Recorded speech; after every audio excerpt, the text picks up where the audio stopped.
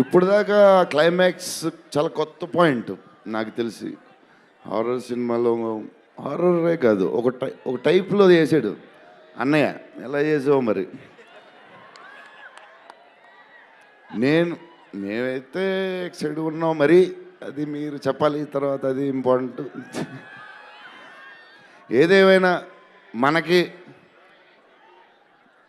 Darling 15 ఏళ్ళ తర్వాత entertainment ఇచ్చాడయ్యా. మరి చూసుకోండి, అది సంక్రాంతికి వస్తుంది. మరి సంక్రాంతి సినిమాలు అన్నీ బ్లాక్ బస్టర్ అవ్వాలి. అన్నీ వెరీ ఇంపార్టెంట్. సీనియరే. సీనియర్ దగ్గర నుంచి నేర్చుకుందే మేము, సీనియర్స్ తర్వాతే మేము. 100% సంక్రాంతి అన్నీ బ్లాక్ బస్టర్ అవ్వాలి. మాది కూడా అయిపోతే happy. So love you darlings. ఈరోజు కొంచెం ఎక్కువ మాడినా వస్తుంది, అప్పుడప్పుడు వస్తుంది.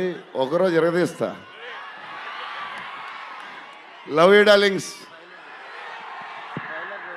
ఆ రోజు ఈ రోజే ఇరగ తీసేశారు మీరు అసలు ప్రభాస్ గారు.